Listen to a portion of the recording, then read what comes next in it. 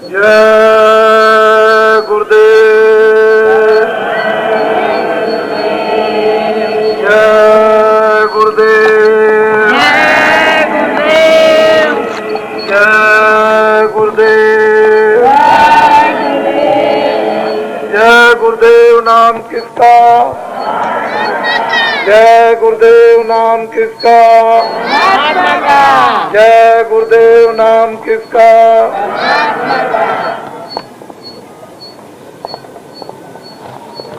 नारियो, बच्चे बच्चियों, आज ये बड़ा सौभाग्य है।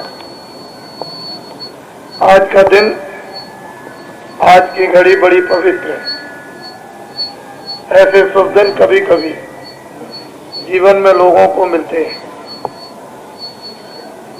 भगवान की आज कुछ कृपा हो गई कि हम सब लोग एक दूसरे को देखते भी हैं और आज एक छोटा सा परमात्मा का संदेश सुनने को मिला।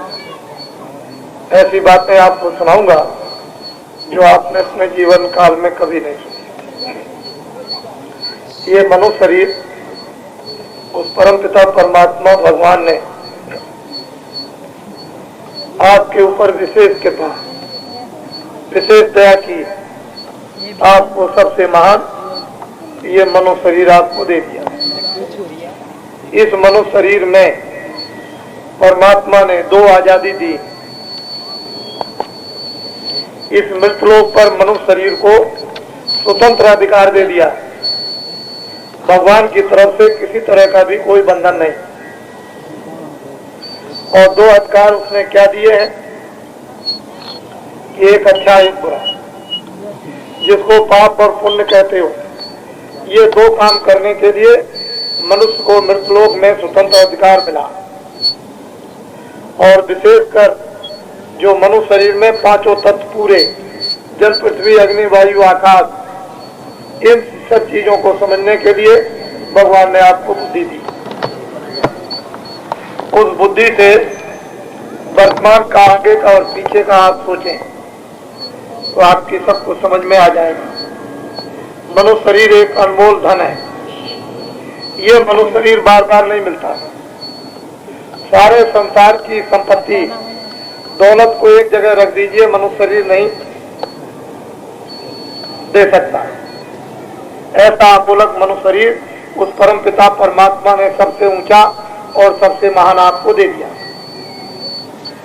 उसने ऋषियों मुनियों महात्माओं को, साधु संतों और अवतारी शक्तियों को इस जमीन पर भेजा और कहा, इनको बताओ कि जन्मजात का आपको अधिकार दिया है और उन अधिकारों को समझ लो। एक अच्छा एक बुरा, आंख से अच्छा देखो बुरा, कान से अच्छा सुनो बुरा, वाणी से अच्छा बोलो बुरा, मन से अच्छा संकल्प करो बुरा, बुद्धि से अच्छा विचार करो बुरा, हाथ से पैर से अच्छा काम करो बुरा। भगवान की तरफ से कोई भी बंधन नहीं। कर्म करने में प्रत्येक प्राणी, प्रत्येक मनुष्य, प्रत्येक इंसान स्वतंत्र आजाद है और फल भोगने में करता है। कर्म करने में अंतिम समय तक कोई आप यहाँ पर, कान पर, वाणी पर, बुद्धि पर, मन पर कोई बंधन नहीं लगाएगा। जो चाहे आप कर सकते। ऋषियों मुनियों साधु संतों ने जो छोटी छोटी व्यवस्थाएं बनाई, उसमें आपको परिचय कराया कि ये अच्छा ये बुरा, सम्मान करो, प्यार करो, सेवा करो, आदर करो, प्रेम से मोहब्बत से बोलो, एक दूसरे के काम आओ। ये चाची है, ये माता जी है, ये भाई है, ये बहन है और ये रिश्तेदार हैं, ये आपके पड़ोस के हैं, ये समाज के हैं, ये देश के हैं। ये छोटी छोटी समाजों में ऋषियों मुनियों ने छोटी छोटी व्यवस्थाएं बनाई थी। आप लोगों ने इन व्यवस्थाओं को सबको तोड़ दिया। आए थे जीवात्मा के कल्याण के लिए मनुष्य रूपी सबसे ऊंचे स्थान पर, तो आपने जीवात्मा का कोई काम नहीं किया। जो भी आप काम करते हो ये पंच भौतिक मनो शरीर इस मकान का, बाहर की ये तमाम संपदा, ये सामान एकत्रित इकट्ठा करते हो कि ये शरीर के काम आएगा, तो ये इंद्रियों के जो कुछ भी भोग हैं, देखने सुनने के, ये जिह्वा के और इंद्रिय के सब जितने भोग हैं, ये सब क्षणिक, इनमें कोई अस्थायी आनंद नहीं, क्षणिक। ये सब वस्तुएं आपने इकट्ठी की, किसके लिए की? इसके लिए ये मनुष्य शरीर एक किराए का मकान, और समय पूरा होते ही मकान मालिक अपने सिपाहियों को भेजकर इस मकान से मन को, बुद्धि को, चित्त को, प्राणों को, जीवात्मा को 1 मिनट के अंदर निकाल के बाद ये मकान जमीन पर गिरेगा, इसको कपड़ा डाल करके जला दो और गाड़ दो, ये आपकी इच्छा, मर्जी, उसकी तरफ से कोई हुक्म नहीं। ये शरीर संबंधी जितना भी साधन सामग्री, दोस्त मित्र, धन दौलत, मकान और राज और पाठ और विद्या भाषा, ये पड़े, ये इसको जला के रख, पता नहीं कि ये क्या था और इसमें रहने वाला क्या था, उसका कुछ भी मालूम, कुछ पता नहीं। नंगे आए थे, कोई पहचान नहीं थी, न कोई दोस्त थे, न मित्र थे, न विद्या थी, न भाषा थी, न कोई कुटुंब था, परिवार था, कुछ नहीं, नंगे आए थे, रोते हुए आए थे, कुछ लेकर नहीं, कोई पहचान बोलना नहीं, बीच में एक तमाशा खड़ा कर दिया। ये सब तमाशा देखने लगे कि ये क्या चीज है, इस तमाशे में उलझ गए। ये मेरे बच्चे, मेरा मकान, मेरी जमीन, ये धन और दौलत और ये रिश्तेदार, कुटुंब और ये समाज और मुल्क है और विद्या भाषा, ये सब मेरा। और जब जाने का समय आया तो सब कुछ उन्होंने उतरवा के रखवा लिया। आँख की पहचान खत्म, कानों का सुनना खत्म और बोलना खत्म और विचार करना खत्म, और सबको जो ये सामान सब रखा और तो धक्के मारे और निकाल के बाहर कर दिया। ये मैं आपको बताने आया। देखो मेरी बात को बड़े ध्यान से, ये आपका घर नहीं है, परदेश है।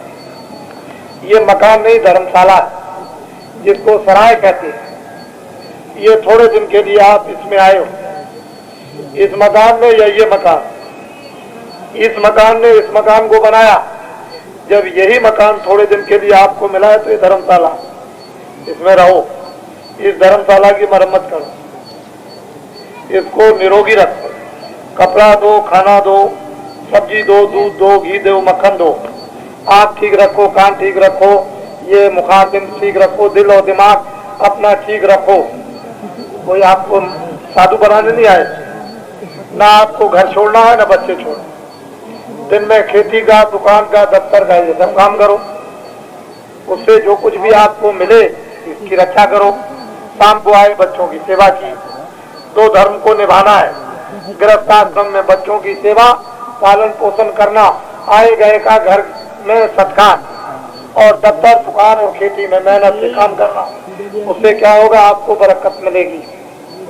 और जब कोई समय न हो तो अपनी जीवात्मा के लिए, जीवात्मा की रक्षा के लिए आपको कुछ धन जमा करना। किसका? भगवान के नाम का धन जमा करना है, जो जीवात्माओं की रक्षा करेगा। आपको तो ये मालूम कुछ है नहीं, शरीर का तो धन जमा कर दिया, लेकिन जीवात्मा के लिए आपने कुछ नहीं किया। तो जीवात्माओं को धन कैसे जमा करना है? दिन में काम, शाम को बच्चों की सेवा, और जब कोई काम ना हो तो भगवान का भजन, आधा घंटा, 15 मिनट, 20 मिनट। अब भगवान का भजन आपको तो पता नहीं है कि भगवान का भजन क्या। वो ऋषि मुनि महात्मा साधु संत जिन्होंने भजन किया और भगवान को पाया, वो आपको बताएंगे सच्चा भजन क्या है। तो जब सच्चा भजन करोगे 10 मिनट, 15 मिनट, आधा घंटा, उससे धन जमा होगा अलौकिक। ये धन उसके सामने कुछ नहीं। इतना उस धन में आनंद, इतना उस धन में ज्ञान, इतना उस धन में शक्ति, और इतना उस धन के अंदर में शीतलता, और उस धन के अंदर अमृत